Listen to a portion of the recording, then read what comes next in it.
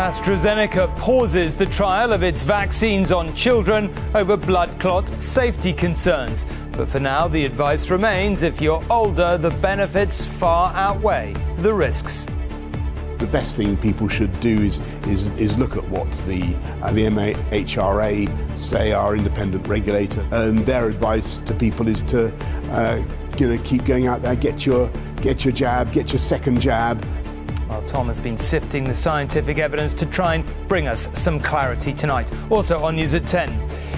The Prime Minister insists he wants to get international travel going again, but the industry is frustrated by the lack of detail and reliance on expensive tests. The US vaccine program looks like it's beating its targets as the country heads back to some kind of normal. We will bounce back faster, but fell further in the first place. There is good and bad news on the British economy.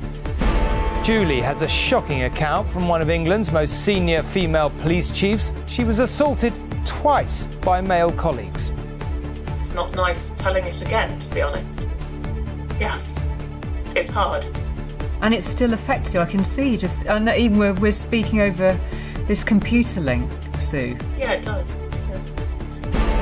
And why birdwatchers the world over are focused on Wakefield. Sometimes it's just really relaxing to sit there and watch a sleeping bird. they just sit there quietly, and you're just sitting quietly, and there you are, half a world away. It's quite interesting.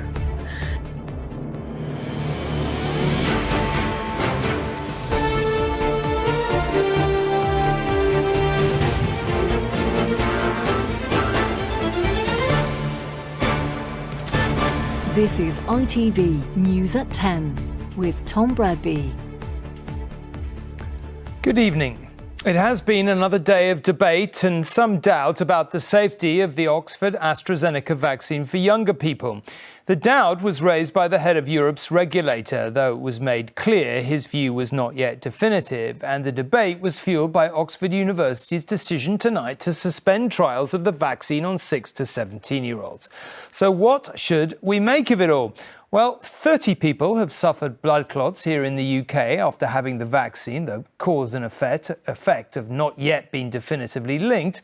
For 7 of them, the clots proved fatal, but the vaccine has been given to 18 million people, many of whom were at severe risk of dying of COVID.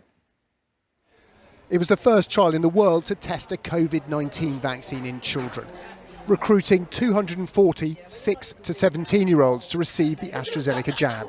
Tonight, its organisers, the University of Oxford, put it on hold. In a statement, it said, whilst there are no safety concerns in the paediatric trial, we await additional information from the MHRA before giving any further vaccinations in the trial. Parents and children should continue to attend all scheduled visits and can contact the trial sites if they have any questions. The announcement came as the UK and European medicines regulators prepare to publish their latest findings on the safety of the AstraZeneca vaccine, specifically whether there's a link to a rare blood clotting syndrome reported in a small number of adults who've had the jab. Based on current data, the benefits of the vaccine far outweigh any risks. I think that the best thing people should do is look at what the MHRA say, our independent regulator. That's why we have them. That's why they're independent. And their advice to people is to keep going out there, get your jab, get your second jab. More cases of the rare blood clotting syndrome have emerged as more doses of the vaccine have been rolled out, but there is as yet insufficient evidence to confirm a link. But speculation around the possibility risks thousands of lives currently being saved by the vaccination rollout. Put in context of 20 million Oxford AstraZeneca jabs already being administered, and of course between December and February for both vaccines, according to Public Health England, they've saved about 6,300 lives of the over 70. But we stand ready to do whatever the regulator, the UK regulator, ultimately decides. Vaccination centres like this one in London are reporting people cancelling appointments for the AstraZeneca jab. The evidence says otherwise. The big story still is that for a middle-aged, slightly overweight man such as myself, my risk of death is 1 in 13,000. The risk of this rare clot, which might not even be associated with the vaccine, is probably 1 in a million. So I'm still going to say that it's better to get the vaccine than not to get the vaccine. And we can pause and take time to carefully consider the value for children because they're not at risk of death from COVID. A drug regulator first has to establish whether there is in fact a risk associated with the vaccine. The next, arguably harder step, how to balance that risk against the very real harms of COVID-19. And Tom is here to talk about all this. Look, we just heard from your expert there on some basic maths about all this, and we should say people in their 20s are still at, fairly serious risk of COVID. What do you make of all the balancing arguments, and how worried should we be in some? In short, we don't really have the information we need to make that judgment. It's still with the regulator. They're still pondering it over. What we do know is there have been more cases of this rare, and it is quite a serious blood clotting syndrome that can be fatal in very, very small numbers of people who've had the AstraZeneca vaccine. But so small numbers, they still can't prove a causal link. So first we have to establish that. So we don't know if that's what we're going to learn in the latest data that we get. Is there a link? If they can establish that, it does raise questions about this risk-benefit. Now, what we can already say, based on the data we've got, it's certainly not going to apply to people like you and I, people who are currently being offered the vaccine, their sort of age group in their 40s, middle age, whatever. The benefits of the vaccine massively outweigh any risk, as you just heard there. Our risk of dying from anything else is even higher than the risk of the vaccine. It does get, as you go down and down and down the age groups, especially as you get towards children, the risk of dying from COVID becomes very, very small. And there is a fundamental principle in medicine: you do no harm. You do not give someone a treatment for which there isn't a benefit. And it's arguable, possibly, if there is a small risk, do you want to give it to those younger people?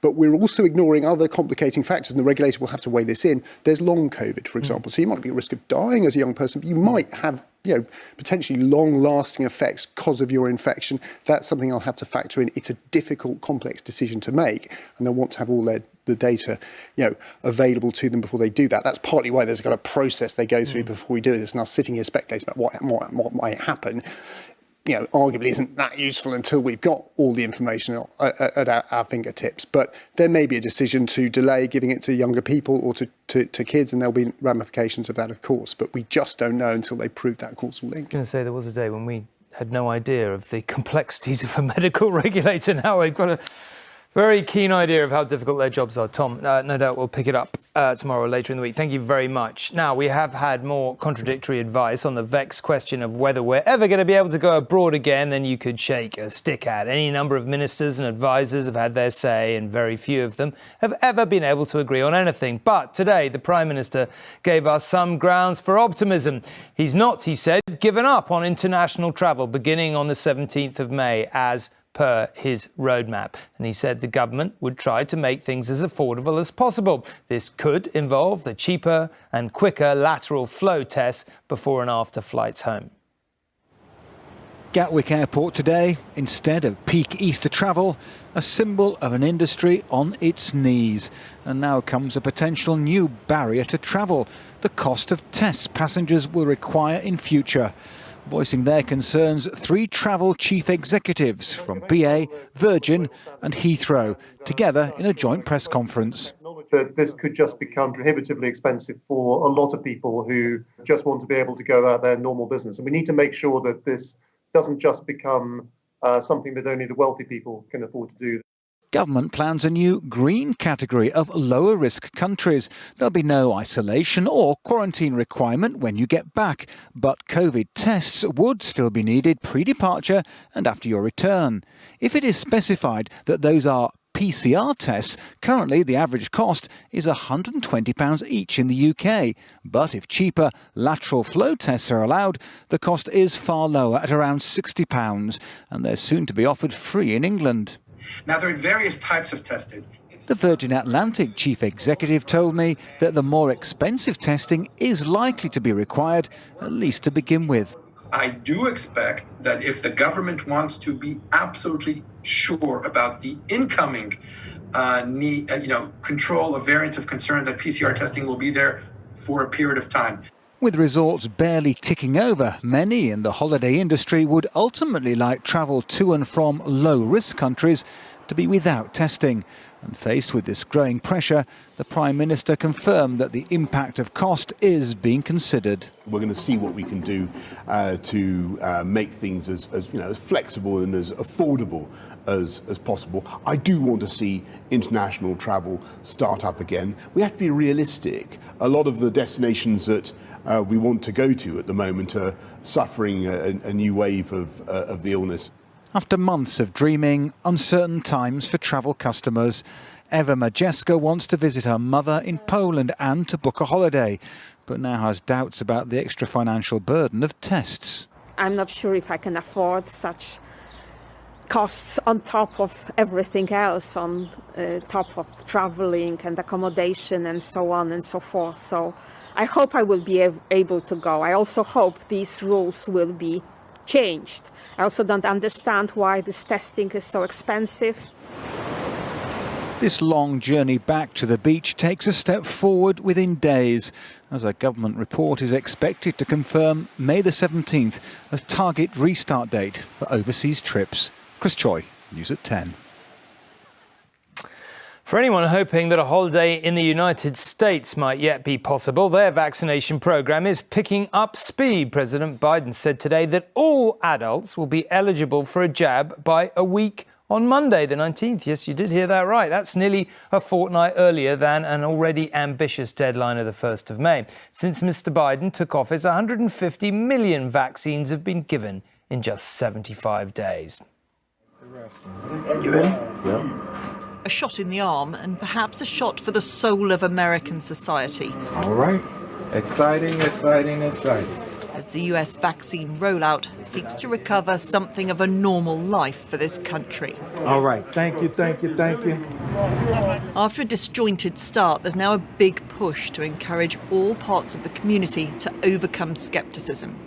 Gradually, it's working. 32% of the country now fully vaccinated. The vaccine definitely is the way out. I mean, right now, what else do we have? We're grateful for a vaccine that can help us get back to stability. Man, you got biceps as big as my thighs, man. You're a big man. The president, who's continually pledged to raise the vaccine target during his first 100 days, today announced all adults will be eligible by mid-April, 2 weeks earlier than expected. I want every American to know in no uncertain terms that this fight isn't over. This progress we've worked so hard to achieve can be reversed. Now's not the time to let down. Now's not the time to celebrate. It's time to do what we do best as a country. Do our duty, our jobs, taking care of one another. Around 3 million a day are now receiving their injections. Thank you, science, and I'm feeling very optimistic today. It's been a really long and hard year for my family, and I'm excited to be able to see them again in a really safe way soon. But with cases going up in at least 15 states, there is a real pressure to keep injection levels high. There are vaccination sites like this, big and small, across the country. This family-run pharmacy is doing its bit to vaccinate the community. I was here yesterday and was in and out within a minute. Every appointment slot is taken every day that they're available, as the race continues to get vaccines into arms before variants get into bodies. Scenes like this in Texas, where stadia are reopening, are worrying those who monitor case rates. And I'm going to reflect on the recurring feeling I have of impending doom. We have so much to look forward to, so much promise and potential of where we are, and so much reason for hope. But right now, I'm scared. After 500,000 deaths, that fear comes from the past for the future. Emma Murphy, News at 10, in the United States. Well, saving lives is obviously the purpose of the vaccine in the United States and here, of course, but it will also help protect our battered economy. The International Monetary Fund says it will actually grow faster than any in the group of 7 leading nations next year because our vaccination programme is going well. But there is an unfortunate sting in the tail, which is that it will take us longer to recover than many of our competitors because we fell further in the first place. And Joel is here. What in sum did the IMF have to say? Well, look, last year, Tom, the UK experienced a very deep recession, deeper than many other countries.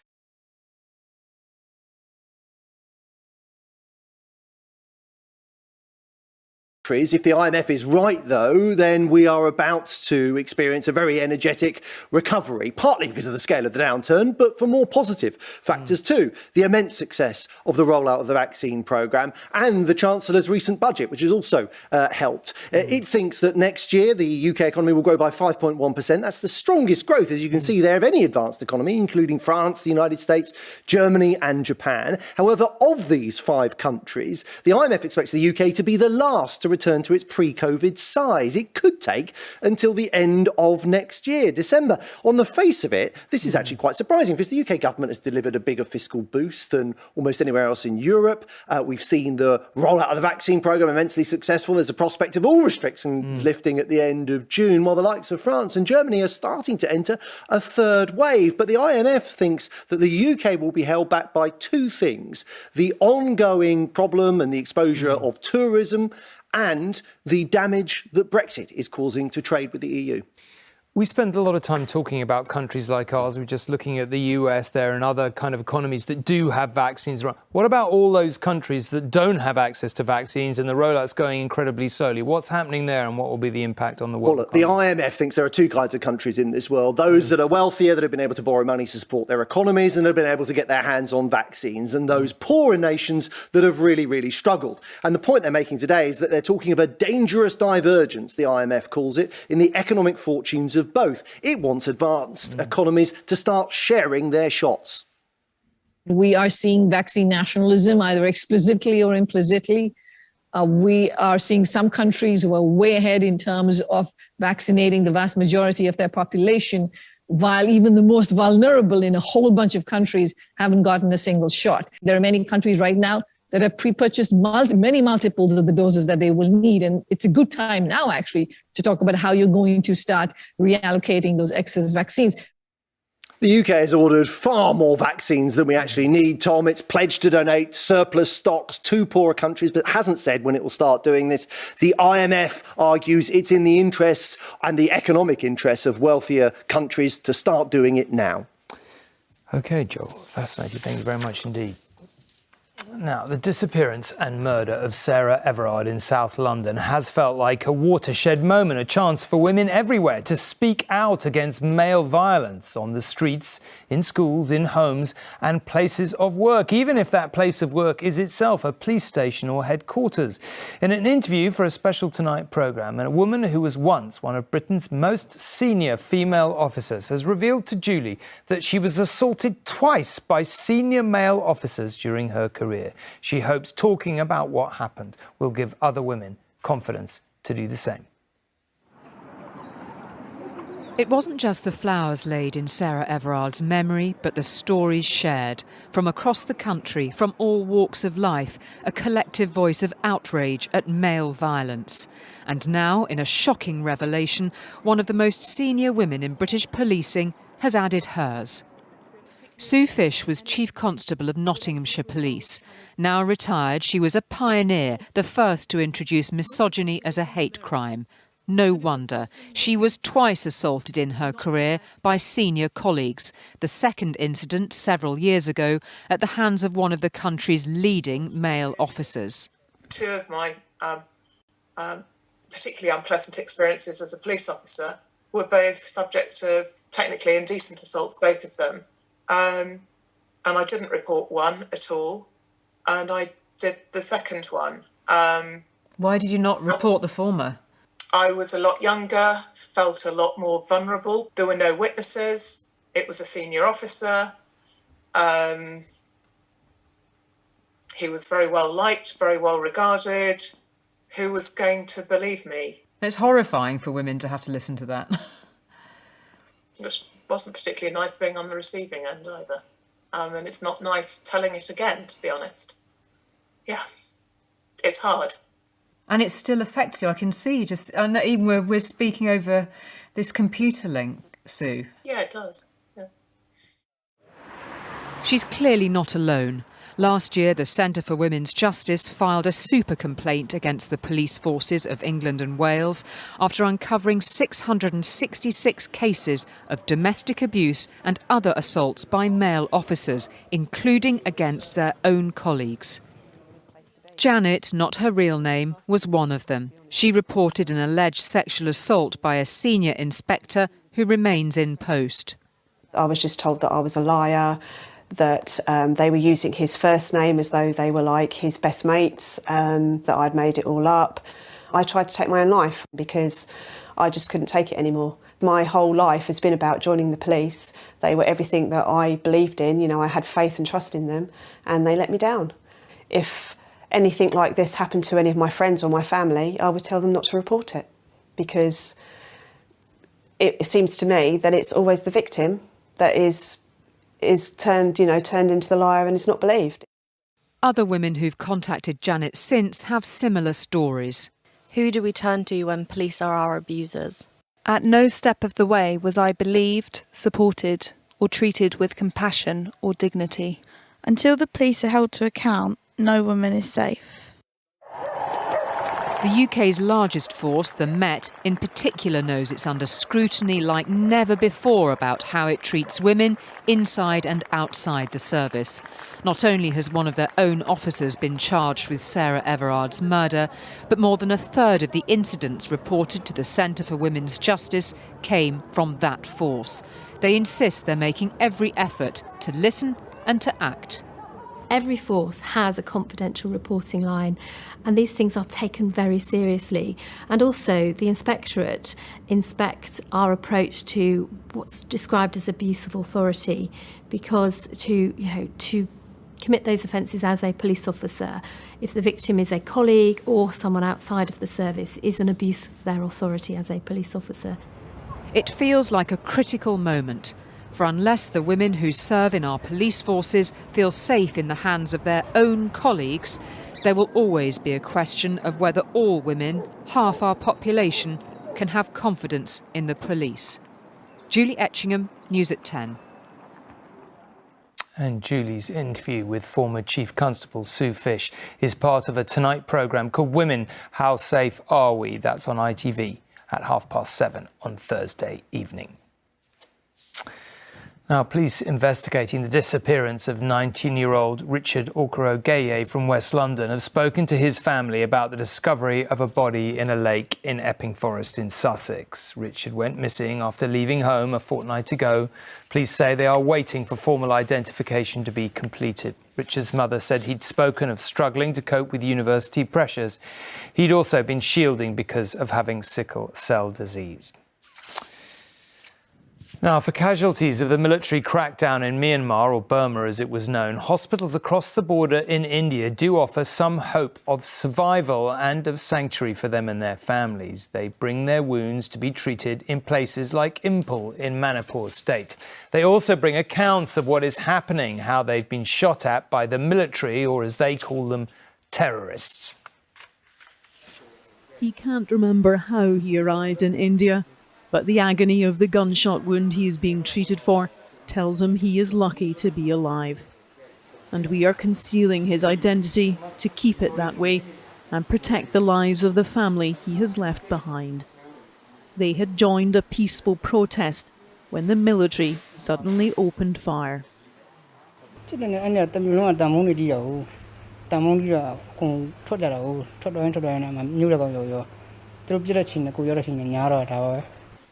The 32-year-old was smuggled out of the country while still unconscious.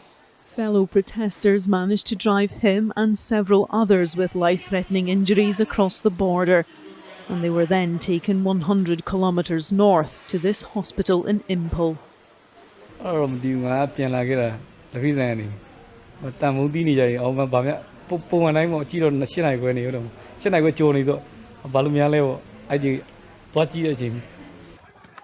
They made it out as the violence intensified.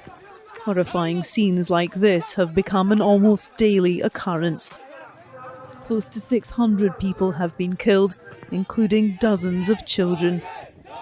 And more than 2,500 pro-democracy supporters have been detained. She told me, if I die in protesting. So she will die too. So she said that's why she told me to leave the country. This man has a warrant out for his arrest after helping to organise demonstrations. He is now sheltering in the Indian city of Aizawl, where they have opened a government building for the hundreds of refugees they expect will soon arrive. The government, they announced officially that the military junta is terrorist group. That's why we, the civilians and citizens of Myanmar, we never call military. We call terrorists. Yeah, because they act and kill brutally like terrorists. The streets of Mandalay are a deadly place to be, but still today they rallied in defiance. This is a country where democracy and these brave people are fighting for their life. Debbie Edward, News at 10. OK, let's have some sport now and move on to tonight's Champions League football. And Manchester City are in with a decent chance of reaching the semi-finals. A goal from Kevin De Bruyne got them started against Borussia Dortmund before the Germans levelled the score. It wasn't until the closing minutes of the game that City's Phil Foden got the winner. So they go into the second leg 2-1 up. Not such a good night for Liverpool. They gave away 2 goals in their first half of their match against Real Madrid. Trent Alexander-Arnold heading this ball right into Marco Asensio's path. In the second half, Mo Salah scored Liverpool's only goal of the night. So they go into their second leg match 3-1 down with it all to do back at Anfield. Finally, from Australia to Argentina, bird watchers the world over are focusing on Wakefield in West Yorkshire. And here is why. It's a peaceful, live scene of the city's cathedral spire, which is home to a breeding pair of peregrine falcons with 4 eggs that are about to hatch. When they do, it will be live on the cathedral's webcam. It is an ideal place for them, out of reach, but with plenty of smaller birds flying around to feast on. A location to aspire to. The beginning of new life for this peregrine falcon family. On Yorkshire's highest spire, the latest episode in an unlikely drama pulling in viewers around the globe. Above Wakefield's cathedral, the pair and their 4 new eggs are the talk of the city. The bitterly cold weather is no problem for these skilled predators, whose every move has a growing internet following. You've got these wild animals and you've got the world's fastest bird right in the centre of Wakefield, living its life as though there's nothing else going on out there. COVID's affecting us, but the birds carry on. The male's efforts at catching this chaffinch proved short-lived as his prey escaped. But he's a modern dad, doing his fair share of the childcare. For fan Lindsay Ray in Australia, it's proving a tonic. It's something you can come in and out of. Sometimes it's just really relaxing to sit there and watch a sleeping bird. Because they just sit there quietly, and you're just sitting quietly, and there you are, half a world away. And for younger fans back at the cathedral, there's no end of fascination. They look good, and they're nice. And well, they've got new babies. They've got food as well. And they've got new babies too. And the Dean of Wakefield is delighted. People become aware of them as a kind of sign of birth, new life and hope at what's been a really difficult time for all of us. From my point of view, if people can link what they're seeing on our spire, that new life about to come to birth, with the Christian story, then that's a bonus as far as I'm concerned. And it's great for us and it's great for the Peregrine project. Under the ever-watchful eyes of mum and dad, day and night, if all goes to plan, the new arrivals should be hatching at the end of April. So if you're looking for a story with hopefully a happy ending, why not raise your eyes to the skies above for a drama that won't disappoint? Neil Connery and the Peregrine Falcons, News at 10, Wakefield. That has to be the story of the year today. If you're feeling stressed, you know where to log on for some peace. That's it for tonight, but good night. Thank you very much for watching.